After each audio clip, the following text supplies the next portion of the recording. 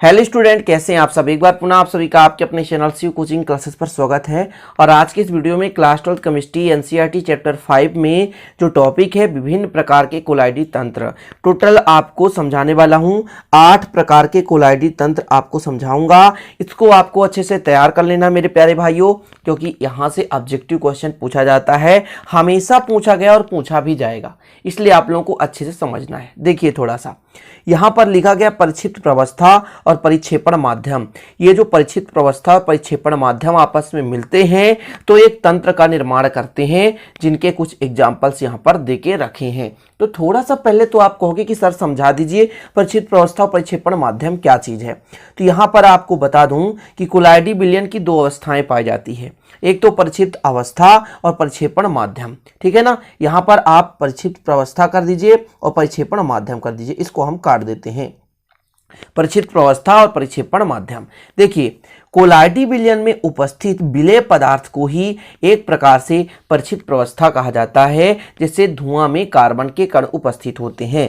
मतलब आपके पास जैसे कोई भी विलयन है, कोलाइडी विलयन है, उसमें 2 घटक होंगे, एक की मात्रा कम होगी और एक की मात्रा ज्यादा होगी। जिसकी मात्रा कम होगी उसे कहेंगे परिक्षिप्त प्रवस्था, और माध्यम जिसकी मात्रा अधिक होगी उसे परिक्षेपण माध्यम कहेंगे। कोलाइडी विलयन में उपस्थित विलायक की मात्रा अर्थात जिसकी मात्रा अधिक होती, देखिए विलयन में 2 पदार्थ होते हैं, विलेय और विलायक, तो विलेय की मात्रा कम होती है उसे हम कहते हैं परिक्षिप्त प्रवस्था, और विलायक की मात्रा अधिक होती है जिसे हम कहते हैं परिक्षेपण माध्यम। यहां पर कोलाइडी विलयन की बात कर रहे हैं, विलयन की नहीं। विलयन में होता है विलेय और विलायक, यहां पर कोलाइडी विलयन में हो गया परिक्षिप्त प्रवस्था और परिक्षेपण माध्यम।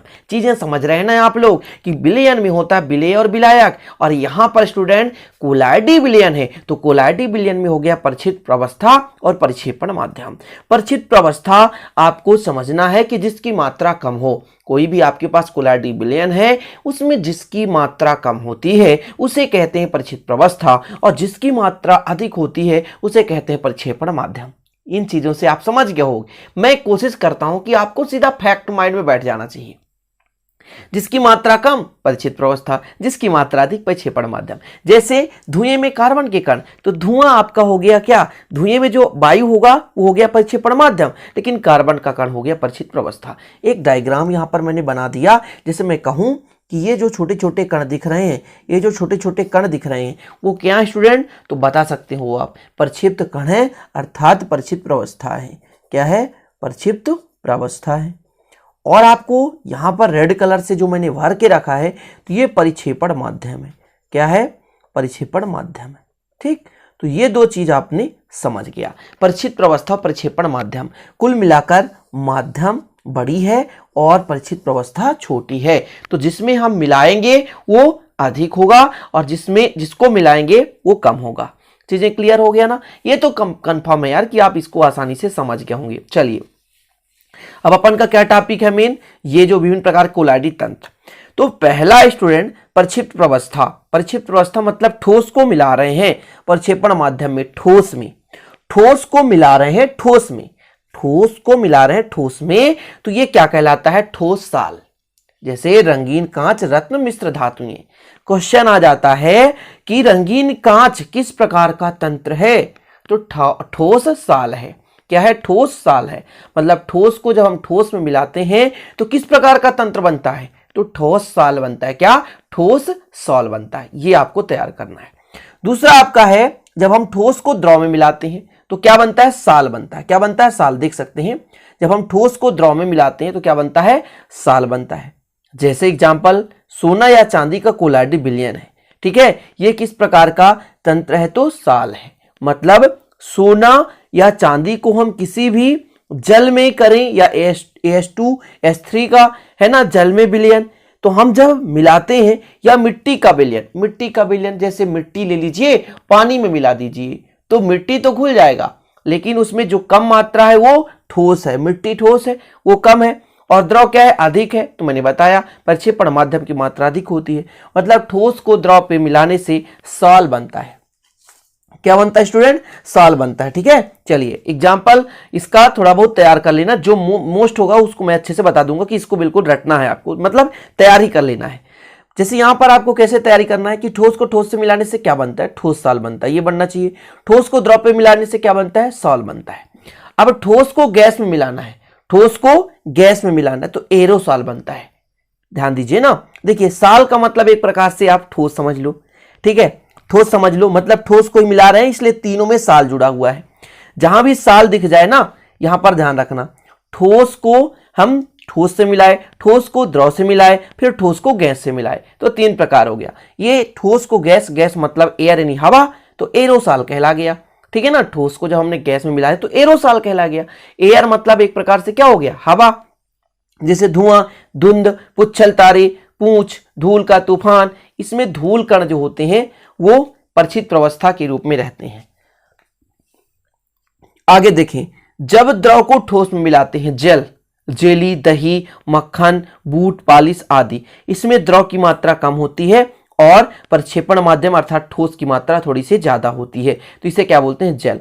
जेल पेन भी देखे होंगे, लेकिन जेल आप लोग देखे होंगे शायद कभी आप लोग जेल का मात्रा प्रयोग किए होंगे, जैसे चेहरे पे भी लगाते हैं एक प्रकार का जेल, या आप पेस्ट ले लें, किसी चीज को पेस्ट ले लें, जैसे आप लेंगे कोलगेट, तो ये एक प्रकार का ये क्या है, तो जेल है ना। उसमें विलेय पदार्थ की मात्रा थोड़ी सी द्रव मात्रा में रहती है, कम रहती है, और विलायक ठोस होता है जिसकी मात्रा अधिक होती है। जेली, दही, मक्खन, बूट, पालिश देख सकते हैं, पालिश भी देख सकते हैं, जेल जैसा होता है, मतलब थोड़ा सा गाढ़ा होता है। द्रव को द्रव से मिलाते हैं तो पायस बनता है। अच्छा, इसमें से ऑब्जेक्टिव बहुत ही महत्वपूर्ण तरीके से क्वेश्चन पूछा जाता है, दूध है तो पायस, ऑब्जेक्टिव में जाता है दूध किस प्रकार का कोलाइडी तंत्र है, तो पायस है, यानी दूध एक प्रकार का क्या है, तो पायस है। बिल्कुल, ये बहुत ही महत्वपूर्ण है, याद रख लेना। क्रीम तेल का द्रव में कोलाइडी विलयन, लेकिन ये बिल्कुल मोस्ट है, दूध क्या है, पायस है, वेरी इंपॉर्टेंट।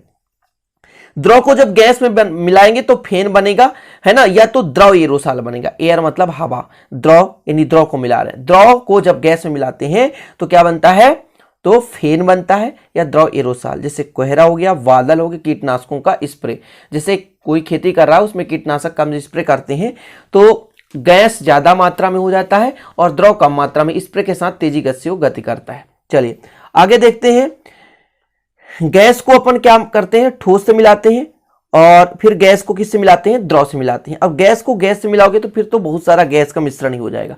गैस को यदि गैस से मिलाओगे तो फिर गैसी मिश्रण ही हो जाता है, तो फिर कोलाइडी तंत्र नहीं कहलाता। तो गैस को जब ठोस से मिलाते हैं तो ठोस फिन बनता है। गैस को जब ठोस से मिलाते हैं तो क्या बनता है, ठोस फिन बनता है। तो यहां पर गैस को हमने किससे मिलाया, ठोस से मिलाया, तो ठोस फिन बना। झावा पत्थर, सूखा हुआ समुद्री फेन, डबल रोटी, केक। ठीक, यहां से क्वेश्चन केवल ऐसा पूछ सकता है, गैस को ठोस से मिलाने से ठोस फेन बनता है। अगला, गैस को जब द्रव मिलाएंगे तो फेन बनेगा।